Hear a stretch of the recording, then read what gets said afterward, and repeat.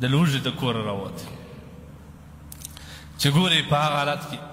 حضرت عمر رضی الله عنه په کوڅه کې ګرځي دا کوم خلک هغه عمر چې 23 آیاتونه الله د ده پر رایه نازل کړي لو کان بعدي نبی لکان عمر که زما نه وروسته بل نبي راکلی عمر به نبي وای هغه عمر په کوڅه کې ګرځي ابوبکر صدیق چې وخت یې ورته ویې خندل ول څه کوې عمر ول ته څه کوې نه څه د شرمه وایه ماره یې ورته وویل چې زه خو ډېر وږی یم سړی ولاړ به سو پرې ملګري به یو شی وخورم موړ به سم حضرت عمر رضی الله عنه ورته وخندل ول کوم شي چې ته د کوره رایستلی یې زه م هغه رایستلی اخواسه ابو هریره د صفې سره راووتې مسجد نبوي کې یو کوچني چبوتره د هغه مخ ته به باس راځي هغه چې وکتل عمر هم ګرځي مځکه کوڅه کې ابوبکر صدیق هم ګرځي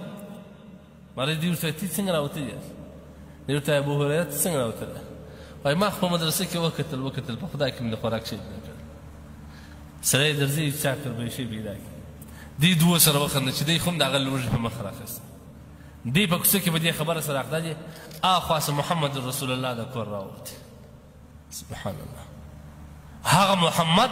الله ورته وایي یوه دعا وکړه چې دغه وحود درته سره زر کړم خدایه به استعمالوه دی وایي نه ما ته په دنیا کې راحت خوند نه راکړي یوه ورځ موړ سم شکر وکاږم بله ورځ د لوږې څه صبر وکړم ما ته داسې زندګي خوند نه کړي هغه محمد چې د الله نازولی سردار کونین دی او د ټولو انبیاو سردار دی دا د لوږې د کوره راوځي چې ویې کتل دوه اصلي یاران یې په کوڅو کې ګرځي ورته رانږدې سو وایي څه شي کوئ دی ویل یا رسول الله هغه څه چې ته د کور راایستلی یې موږ یې م راوایست وایي چې نه څه ورته یې چې ته راځي هلته لرې زما یو انصاري دوست دی د هغه کره به ورسو هغه انشاءالله باغ هم لري یو شی به پر پیدا سي روان دي د لوږې روان دي په سره غرمه هغوی دا فکر درلودی چې موږ به د ونې بنګلې ته یار هغوی دا فکر درلودی چې یاره دین پرېږده درځه پیسې وګټه نه نه نه درې سره روان دي د انصاري د کور دروازه ور وټکوي ټک ټک ټک اخواته زنانه وایي څوک هغه دوی ورته وایي چې پلانکی صحابي چېرې دی وایي هغه تللی وتلی دی تاسو څوک یاست نبي علیه الصلاة والسلام ورته ویل زه یم ابوبکر عمر راسره دی ښځې ورته ویل مرحبا بضیوفنا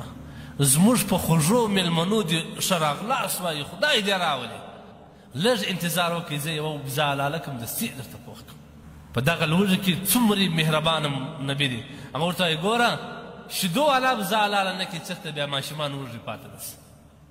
برار به بزه حلاله نه کړي چېرته بیا په دې باندې مشکل راغلی ول نه نبي علیه الصلاة والسلام ناست په باغ کې انتظار کوي دا خواصه هغه بزه حلاله سول یا سیرلی حلال پوخ سو دې ته پیسې یو څه خرمایي هم ورته کښې شوی موږ خو چې په دغه لوږه کې یو څوک شی راته کښېږدي بسم الله ملا یې کوشش دا کوي چې په دواړو لاسو یې وخوري کله چې سرخان اوار سو شان پر کښېښول سول ابوبکر عمر ابو هریره رضی الله عنه دوی پر کښېنستل نبي علیه الصلاة والسلام چې دې غوښو ته وکتل دې خرما ورته وکتل بیا دې ته وکتل سترګې دې ژړا ډکې ول ثم لتسألن یومئذ عن النعیم د دغه نعمتو په باره کې به الله د قیامت په ورځ موږ څه پوښتنه کوي خوراک دی خوراکي شات دی زما ورسره کم خواهشات نه وه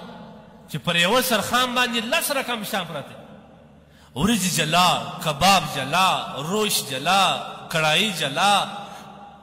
چکنی جلا سرکه جلا شنه شان جلا فلان مېلمانه راغلی د دې نعمتو پوښتنه به زموږ څه نه کېږي چې د الله رسول په دغه حالت کې وایي ثم لتسألن یومئذ عن النعیم نو زموږ څه به د دې نعمتو پوښتنه نه کېږي لهذا د هغوی د زندګۍ مقصد آخرت همیشه به آخرت د دې سترګو ته دا احساس هر څه چې به کول والآخره والآخره والآخره نبي علیه الصلاة والسلام په ژړې کې سپین وریښته پیدا سو صحابه خو د ده سره ډېره مینه درلوده دا یو خوند ورکوي چې دی زموږ په معاشره کې ځوان ګرځي داسې سپین ږیری نه وي صحابي ورته یا رسول الله په ژړې کې دې وریښته پیدا سي نبي علیه الصلاة والسلام ورته ویل د قرآن هغه آیات سورتونو چې په هغه کې د قیامت د ورځې د سختۍ بیان دی هغه مې تلاوتوي د هغه تلاوت د وجې زه سپین ږیری سم کم قرآن اما او تا چې په میاشت نه دی تللی کم قرآن هغه د سهار وختي و تلاوت ته چې موږ وخت نه لرو د خوب سره هغه د نبي علیه صلات وسلام تور وریښته ور سپین کړي. څه شی و؟ د دې خلکو د اصلي زندګي مقصد آخرت. ما او تا څومره خلک دلته ژوندي وو په روښکال، چیرې دي اوس؟ هغوی د آخرت پر لار ولاړل. ما او تا به زه پر دې لار